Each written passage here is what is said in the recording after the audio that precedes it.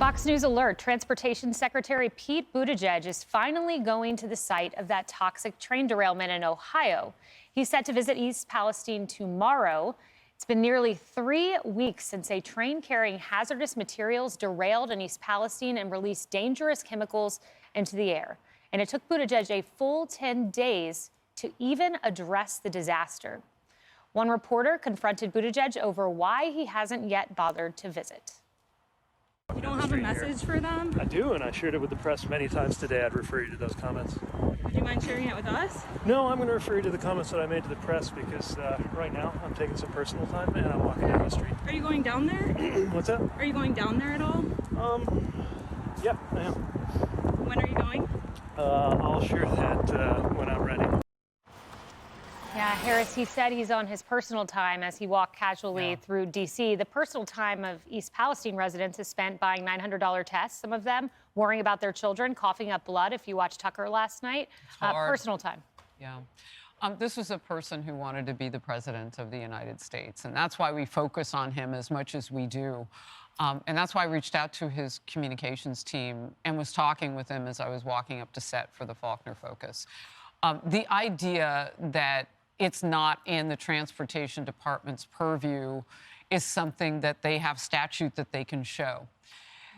The problem with that is that this is the person who was also absent for the supply chain and things that are really within his purview.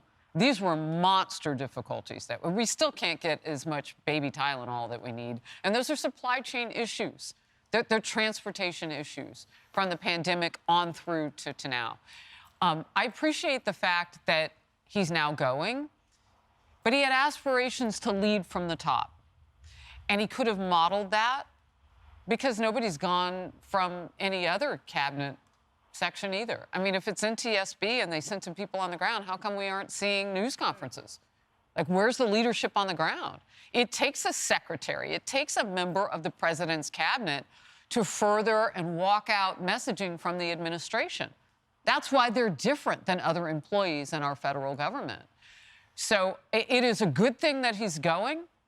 Telling the nation previously that it's happened 1,000 times every year was not true. That anything on this scale happens 1,000 times a year. There's a lot of cleanup on aisle 7 that'll need to be done. Let's see if he can walk that out.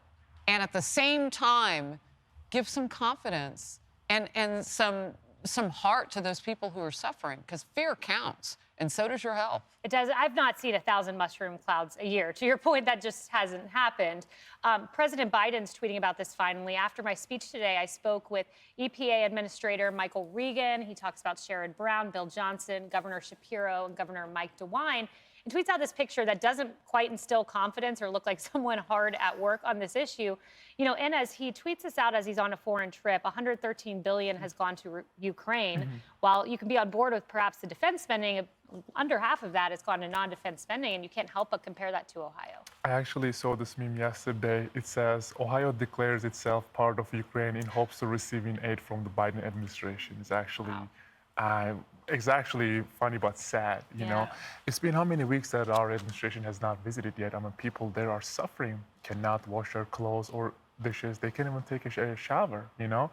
But I just saw that our president was in Ukraine, you know, a few days ago, and that raises one question: is America really comes first for our administration?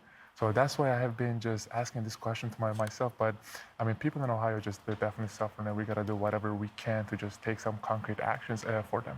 No doubt. And the current president, no plans to go to East Palestine, but the former president, President Trump, heading there today, Lisa. Well, you know, and Kaylee, it seemed like it took President Trump declaring that he was going to visit to get Pete Buttigieg to come to the same conclusion. Which you think?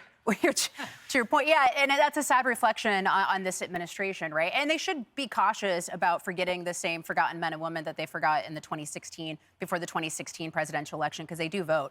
But I'll say this, my heart breaks for these people, because imagine having to trust your life in the hands of the government.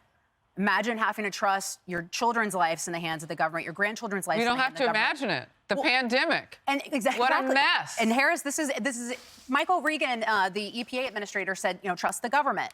trust the science. We've been told this, as you pointed out, during COVID. And also, we were told this after 9/11 by George W. Bush's EPA director, who has since apologized for that, telling everyone that the air was safe to breathe, ground zero after 9/11. That did not work out. And so many people ended up with illnesses and have died as a result of that. So God bless these people. My heart is with them. And I just hope that they can get truth and answers. And that I hope that when the TV cameras leave and the government leaves, I hope that, they can still get the help that they need. Yeah, and Mayor Pete, interestingly, he wasn't on that list of people that Biden called. I don't know why. You'd think that the Transportation Secretary would be among the first, but he called the former president's visit today a publicity stunt. He knows a thing or two about that as he rode his bike into the White House after unloading it from a car to suggest he's environmentally friendly. I think we have some footage we'll pop up.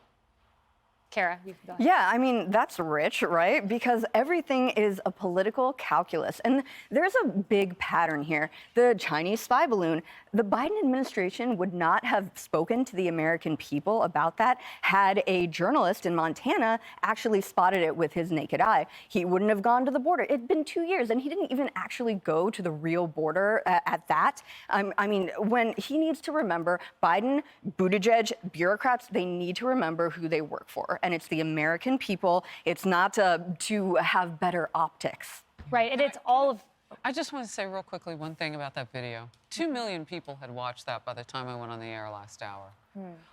When the Transportation Secretary asks if he can take your picture, why do you think he does that? Yeah. And I reached out to his team because it felt like free speech was being chilled. And I just wanted to hear that it wasn't. So when he's on the ground, I'm hoping he takes every question he possibly can. I'd like to sit with him and talk with him about a whole host of issues because transportation and energy are huge right now. But honestly, at the end of the day, why did you need her picture? Yeah, that was an odd part at the end of the video. He said, Super can I have weird. your picture? I mean, maybe he takes a picture of everybody, but... It was to the Daily Caller, right? It was the Daily Caller. Daily Caller The News Daily Foundation. Yes. Good for them. Caller News Foundation. Yep, good for Right. them. Yeah, good for them. That's journalism.